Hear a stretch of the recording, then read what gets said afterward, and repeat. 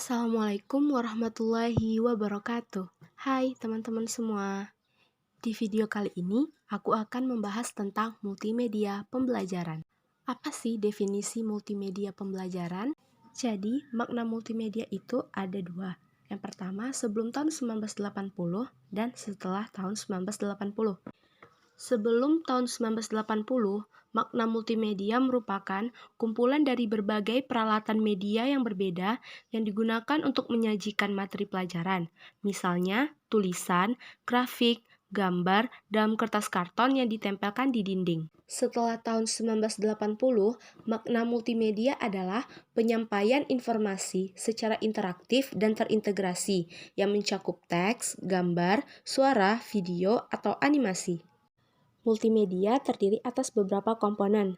Ada grafis, foto, gambar, audio, video, teks, dan animasi. Selanjutnya, kita akan membahas tentang manfaat multimedia.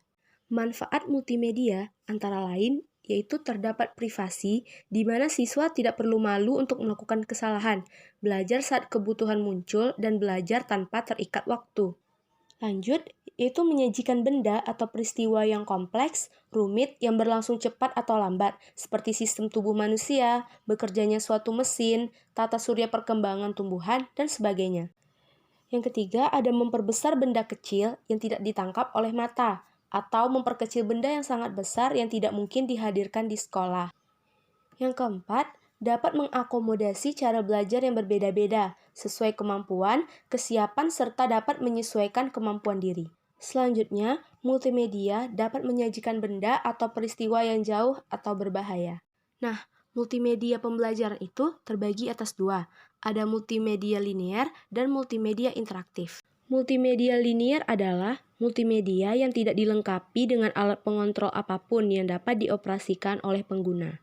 Multimedia interaktif yaitu multimedia yang dilengkapi dengan pengontrol yang dapat dioperasikan oleh pengguna sehingga pengguna dapat memilih apa yang dikehendaki untuk proses selanjutnya. Multimedia interaktif itu terbagi atas dua. Yang pertama, multimedia interaktif hierarki dan yang kedua, multimedia interaktif non-linear. Multimedia interaktif hierarki yaitu pemakai memiliki pilihan, tetapi topik-topik dapat dibagi menjadi subtopik yang lebih spesifik. Pada multimedia interaktif non-linear, multimedia ini memungkinkan pemakai untuk bebas bergerak untuk melihat isi materi dengan cara berinteraksi.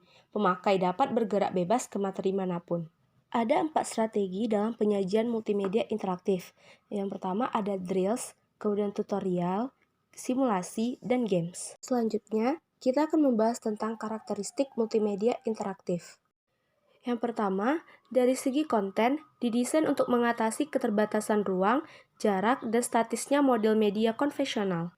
Yang kedua, bersifat mandiri. Dalam artian, produk tersebut dijalankan berbasis komputer sebagai titik pusat dalam proses pembelajaran. Yang ketiga, harus memberikan kontrol sepenuhnya pada pengguna untuk menghentikan, mencatat hal yang penting, dan memutar ulang bagian yang belum dipahami. Dan yang keempat, interaktivitas. Memberikan kesempatan berinteraksi langsung dengan media dengan bantuan keyboard, mouse, sentuhan pada layar, atau bentuk yang lainnya. Yang terakhir, kita akan membahas tentang level interaktivitas. Menurut Herman Dwi Surjono, level interaktivitas adalah suatu multimedia pembelajaran interaktif yang menunjukkan seberapa aktif pengguna dalam berinteraksi dengan program. Tingkatan interaktivitas dalam multimedia pembelajaran interaktif dapat diidentifikasi sebagai berikut.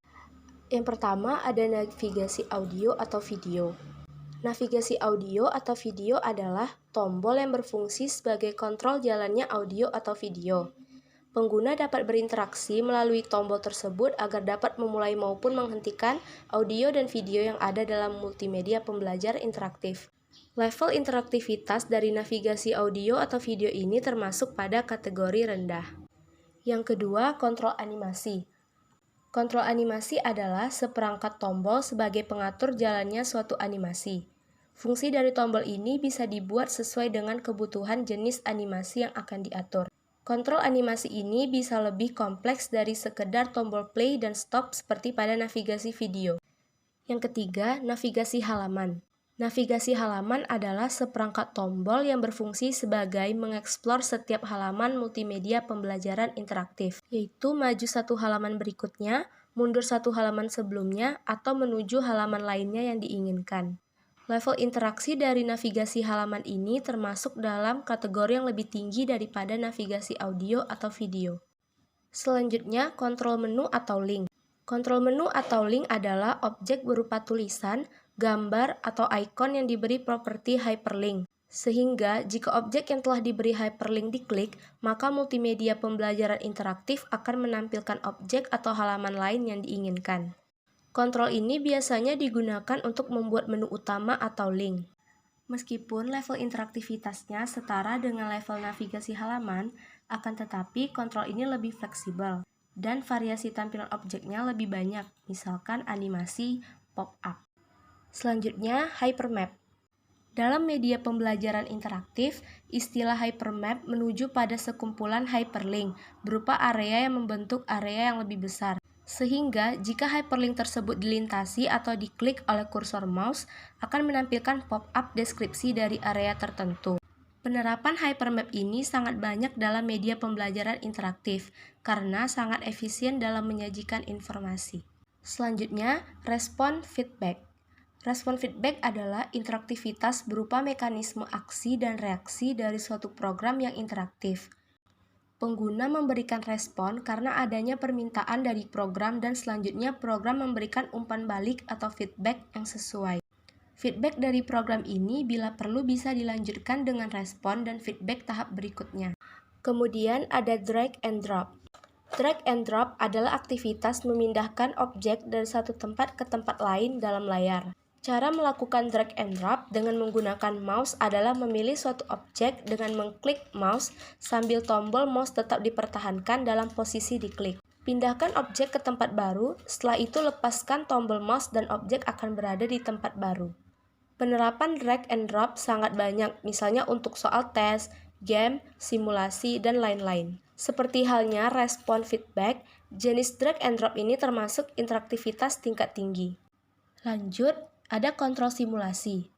Berbeda dengan animasi, di mana pengguna hanya melakukan kontrol atas jalannya proses. Namun dalam simulasi, pengguna dimungkinkan melakukan interupsi atas jalannya proses. Pengguna dapat memberikan input sehingga proses bisa berubah. Kontrol yang lebih luas inilah yang membuat simulasi lebih unggul dalam meningkatkan motivasi belajar. Yang terakhir adalah kontrol game. Level interaktivitas yang paling tinggi dapat ditemukan di game. Pengguna sangat intensif terlibat dalam aktivitas ketika memainkan game. Game yang baik tentu saja yang berisi materi pembelajaran. Sekian dulu video kali ini. Terima kasih ya sudah menyaksikan videonya. Jangan lupa like, comment, and subscribe. See you in the next video. Bye!